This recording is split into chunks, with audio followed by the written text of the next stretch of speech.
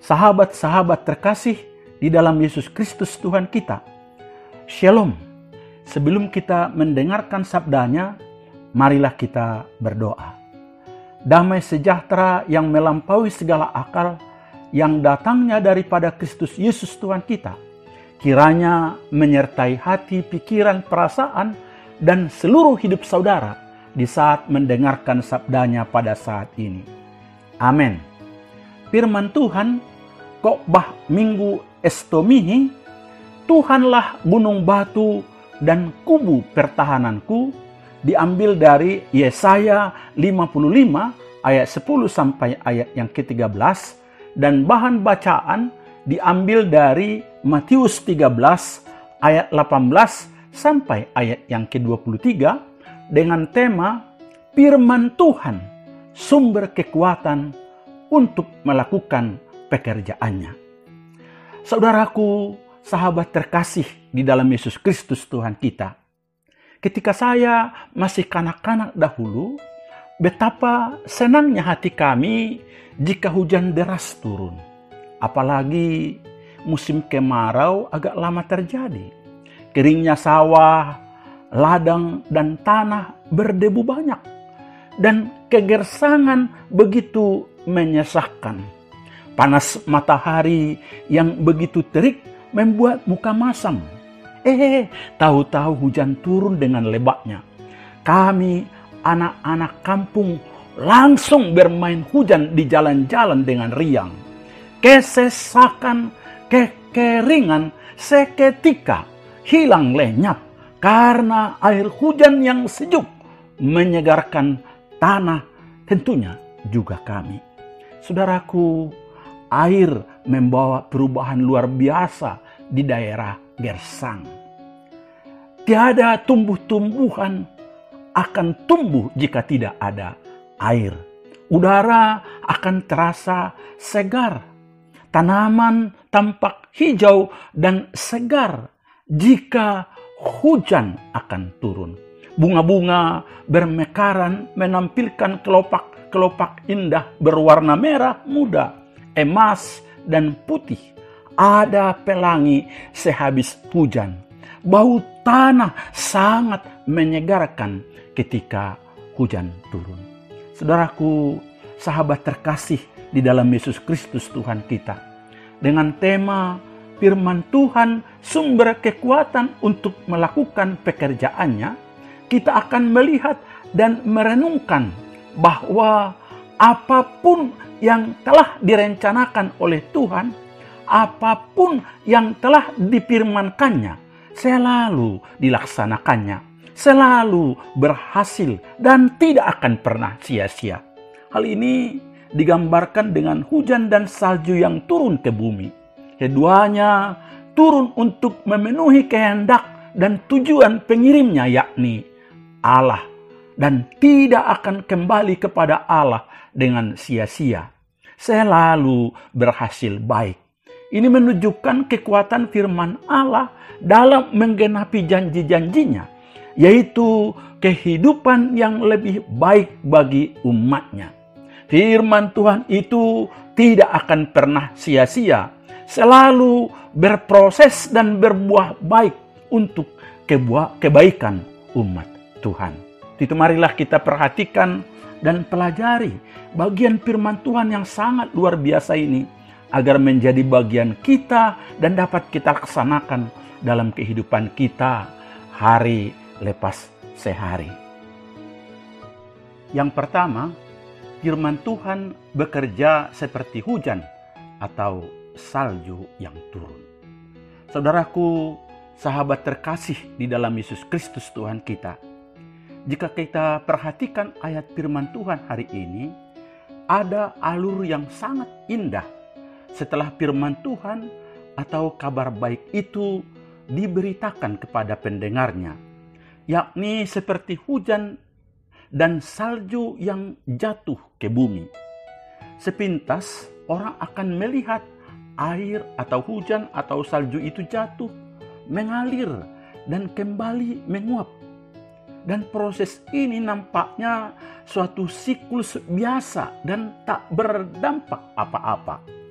Tetapi yang jelas saudaraku bahwa hujan dan air atau salju yang turun dari langit tidak akan pernah kembali lagi ke langit.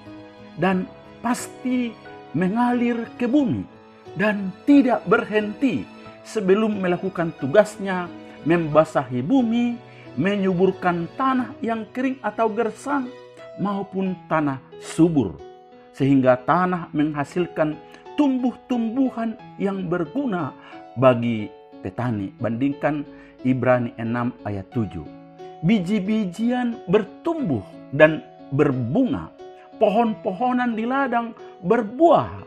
Imamat 26 ayat 4. Akhirnya manusia dapat menanam dan menuai hasilnya. Ulangan 11 ayat 14. Ya saudaraku, hujan mengisi kembali mata air di bumi. Mazmur 104 ayat 8-10. Memulihkan tanah gersang dan yang kering, sehingga hewan-hewan dapat hidup. Manusia dapat memenuhi kebutuhan dan kehidupannya di bumi yang dapat terus berlangsung. Mazmur 68 ayat 9-10. Saudaraku, mana ada tanah yang menumbuhkan tumbuh-tumbuhan atau pohon-pohonan tanpa air? Tidak hanya itu saudaraku, musim hujan juga ternyata memberi dampak yang baik bagi otak. Bisa juga dimanfaatkan untuk kesehatan dan lain-lain. Namun harus kita ingat saudaraku, hujan, air, salju yang turun dapat juga mengakibatkan kerusakan, yakni banjir bandang dan tanah longsor dan lain-lain sebagainya. Saudaraku, seperti itulah firman Tuhan hari ini yang memastikan bahwa firman Allah atau sabda Tuhan bekerja dan berkarya nyata dalam proses kehidupan kita. Firman Allah memiliki kuasa dan pasti bekerja dan akan berhasil serta berdaya guna dalam proses perjalanan sejarah umatnya, baik dalam kehidupan sosial, agama, politik, dan ekonomi, dan lain sebagainya. Artinya bahwa firman Allah tidak pernah mungkin gagal. Roma 9 ayat yang ke-6. Nabi Yeremia menegaskan keperkasaan firman Allah yang digambarkan seperti kinerja api dan palu. Bukankah firmanku seperti api? Demikianlah firman Tuhan dan seperti palu yang menghancurkan bukit batu. Yeremia 23 ayat 29. Firman Tuhan juga hidup dan kuat dan lebih tajam dari pedang bermata dua manapun, menusuk amat dalam sampai memisahkan jiwa dan roh, sendi-sendi dan sumsum, sanggup membedakan pertimbangan dan pikiran hati kita, dan tidak ada suatu makhluk pun yang tersembunyi di hadapannya, yang kepadanya kita harus memberikan pertanggungan jawab. Ibrani 4 ayat 12-13. Dan puncak dan penggenapan firman Tuhan ada di dalam Yesus Kristus Tuhan kita. Yohanes 1 ayat 1 dan ayat yang ke-14. Terkait keagungan firman Tuhan melalui Alkitab, Martin Luther pernah berkata, "Saya telah membuat perjanjian dengan Allah, sehingga Dia tidak mengirimkan kepada saya wahyu atau mimpi-mimpi atau malaikat. Karena saya sudah cukup puas dengan karunia firman Allah melalui Alkitab yang memberi saya banyak petunjuk dan segala hal yang saya perlu ketahui, baik untuk kehidupan ini maupun untuk kehidupan yang akan datang." Saudaraku, sahabat terkasih di dalam Yesus Kristus Tuhan kita, setiap kita yang sudah, sedang, dan yang akan melakukan pelayanan ibadah, baik itu dalam kebaktian minggu, pertangyangan wilayah, penelitian atau penalahan Alkitab, persekutuan kategorial, acara evangelisasi, ultah, YouTube, FB, renungan harian, dan masih banyak lagi. Tentu saat kita memberitakan firman Tuhan, kita rindu dan mengharapkan setiap orang yang mendengarkan firman Tuhan itu tidak menjadi sia-sia. Mungkin kita melihat mereka yang mendengarkan ada yang main HP, yang mengantuklah, mengobrol. Bahkan mungkin ada yang sangat serius, tapi bisa juga orang tidak peduli dan lain-lain sebagainya. Bahkan mungkin hasilnya tidak langsung terlihat dan bahkan membutuhkan waktu yang cukup lama. Tetapi satu hal yang pasti dalam firman Tuhan ini, yaitu kita sedang membagikan sesuatu yang sangat berharga dan yang tidak sia-sia, yang lebih berharga daripada emas, perak maupun permata. Sebab ini merupakan penuntun pelita bagi kita dalam mengarungi kehidupan kita. Percayalah, firman Tuhan tidak akan kembali dengan sia-sia. Pengaruh dan dampaknya akan nyata bagi manusia, baik secara cepat atau lambat, disadari atau tidak disadari. Firman Tuhan tidak kembali dengan sia-sia. Maka saat kita menyampaikan firman Tuhan, ingatlah bahwa firman itu seperti hujan. Firman bisa mengalir untuk menyembuhkan, meneguhkan hidup, menguatkan saudara, atau sebaliknya, firman itu mengalir untuk melaksanakan murka Tuhan dalam hidup saudara. Jadi putuskanlah dengan bijak, karena sikap saudara terhadap firman menentukan hidup saudara. Yang kedua, firman Tuhan bekerja untuk memberikan sukacita. Saya percaya saat bangsa Israel di pembuangan Babel dalam kurun satu generasi 70 tahun sebagai tempat pendidikan bagi umat Tuhan karena dosa mengandalkan manusia, sangatlah menderita dan penuh pergumulan tanpa kebahagiaan. Kini tiba saatnya mereka akan bebas, bukan karena mereka mengalami peperangan, melainkan karena kasih karunia dan kuasa Tuhan semata. Oleh sebab itu, mereka akan berangkat dengan sukacita dan damai tanpa gangguan dari siapapun. Gunung-gunung serta bukit-bukit akan bergembira dan bersorak-sorak di depanmu. Dan segala pohon-pohonan di padang akan bertepuk tangan. Ayat 12. Sungguh sangat luar biasa. Kita perhatikan ini saudaraku, bahwa jaminan dan harapan yang luar biasa ini Tuhan berikan lewat firman-Nya kepada umat-Nya. Dan seharusnya itu mendatangkan semangat baru dan sukacita besar bagi umat Tuhan. Alam, bukit-bukit, pohon-pohonan juga digambarkan sangat bersukacita atas pembebasan umat-Nya dari dosa. Seharusnya apalagi kita umat-Nya pasti penuh dengan sukacita dan bersyukur. Atau adakah di antara kita yang malah bersedih ketika diberi sesuatu yang amat baik?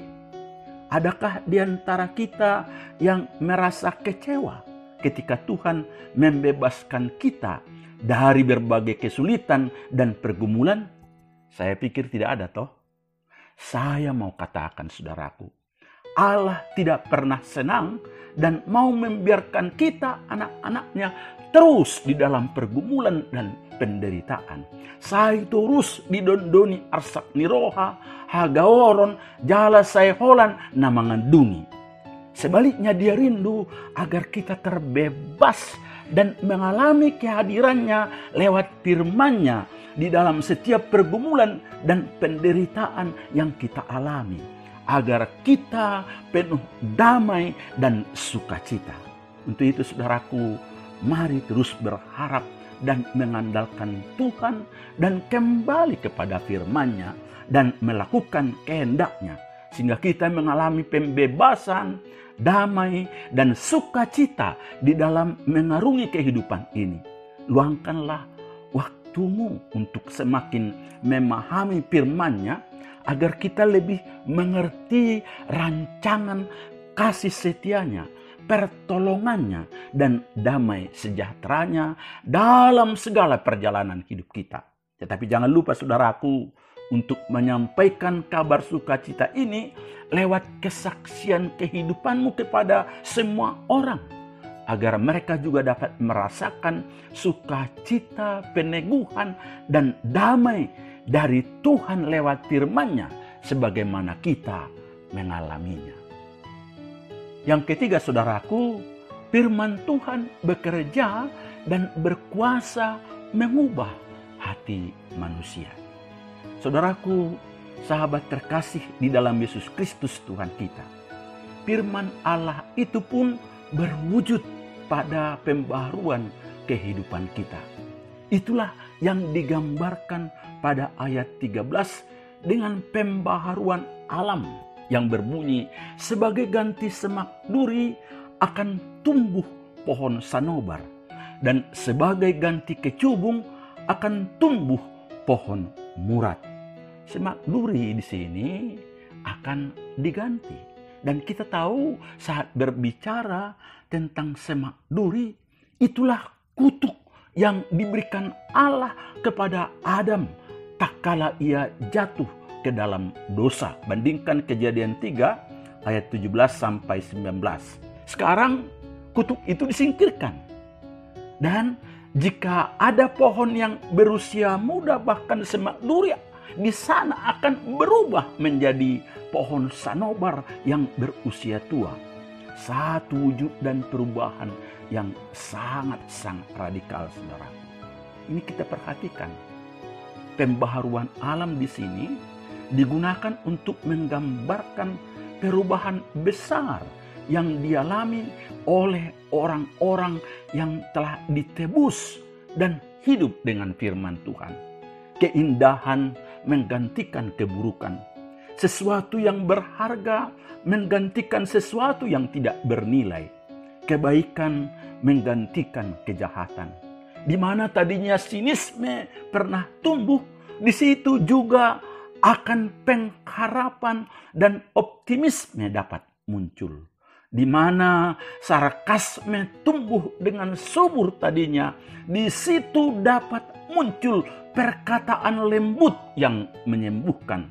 Di mana keserakahan pernah tumbuh merajalela dan tak terkendalikan, di situ dapat bersemi kasih yang murni dan sangat mengagumkan. Di mana ada kepahitan dan kedukaan akan digantikan sukacita dan hidup bahagia. Itulah yang akan terjadi dalam kehidupan orang percaya bagi orang-orang yang mau hidup dengan firman-Nya serta melakukannya di dalam hidupnya. Ingatlah saudaraku, Allah di dalam Yesus Kristus dapat mengubah jiwa yang tercemar oleh dosa sebesar apapun menjadi manusia yang sangat berharga dan penghuni sorga kelak karena anugerah Tuhan. Firman Tuhan yang kita renungkan dan kita dengar sungguh berkuasa membawa perubahan baik dalam kata-kata kita dan perbuatan-perbuatan kita. Saudaraku, sahabat terkasih di dalam Yesus Kristus Tuhan kita. Setelah kita menyimak, mendengar, dan memperhatikan firman Tuhan saat ini, ada beberapa pelajaran berharga yang akan kita renungkan. Yang pertama, firman Tuhan yang kita sampaikan dan juga yang kita dengar, pelajari, renungkan, bahkan menghafalnya adalah ibarat hujan atau air atau salju yang turun mengalir menyirami bumi, dan setelah jangka waktu tertentu pasti menghasilkan biji untuk ditabur dan roti untuk dimakan. Tidak hanya itu, musim hujan juga ternyata memberi dampak yang baik bagi otak, bisa juga dimanfaatkan untuk kesehatan dan lain-lain. Maka jika kita mengingat firman, ingatlah hujan. Firman bisa mengalir untuk menyembuhkan, meneguhkan, menguatkan hidup saudara. Tetapi janganlah firman Tuhan itu kelak mengalir untuk melaksanakan murka Tuhan bagi saudara. Yang kedua, firman Tuhan akan mendatangkan sukacita, pengharapan, kedamaian, dan pemulihan bagi kita, umatnya, dan segenap ciptaannya. Mari kita ingat bahwa Allah tidak pernah senang dan mau membiarkan kita anak-anaknya terus di dalam pergumulan. Saya terus didondoni arsak niroha, hagaoron, jala saya holan na mengadungi. Dia rindu agar kita terbebas dan mengalami kehadirannya lewat firman-Nya di dalam pergumulan dan penderitaan kita, agar kita penuh damai, sukacita di dalam kehidupan hari lepas sehari. Dan jangan lupa menyaksikannya. Yang ketiga, firman Allah itu pun berwujud dan bekerja pada pembaharuan kehidupan kita. Oleh firman Tuhan, kutuk pasti disingkirkan. Di mana ada kesulitan dan malapetaka, akan ada pertolongan dan keselamatan. Di mana ada kepahitan dan kedukaan, akan digantikan sukacita dan hidup bahagia. Sarkasme menjadi kata-kata lembut yang menyembuhkan, dan lain-lain, saudaraku. Itulah yang akan terjadi dalam kehidupan orang-orang percaya dan yang hidup dengan firman-Nya. Ingatlah, saudaraku, firman Tuhan berkuasa dan bekerja merubah kata-kata kotor, kata-kata hujat menjadi kata-kata penuh kasih, penuh berkat, penuh kelembutan dan kesembuhan. Maka teruslah giat mendengar, merenungkan, menghafal firman Tuhan. Tuhan Yesus memberkati saudara. Amin. Marilah kita berdoa. Bapa Surgawi, kami sungguh bersyukur akan firman Tuhan yang sudah kami dengar pada saat ini. Betapa ajaib firman-Mu mengalir seperti air, seperti hujan dan salju yang mengairi bumi. Dan itu akan berproses di dalam kehidupan kami. Biarlah setiap kami juga makin merindukan akan firman-Mu hari demi hari. Dan biarlah kami makin bersuka cita walaupun ada masalah, tantangan, penderitaan yang kami hadapi. Sebab Engkau dan firman-Mu pasti membebaskan kami dari situasi sulit itu. Dan tolong kami Bapa untuk senantiasa juga makin menyadari di saat kami mendengarkan firman-Mu itu akan merubah banyak hal di dalam kehidupan kami. Sehingga kami boleh berbahagia hari demi hari, berhasil dalam kehidupan kami dan keturunan kami. Dalam nama Yesus. Amin.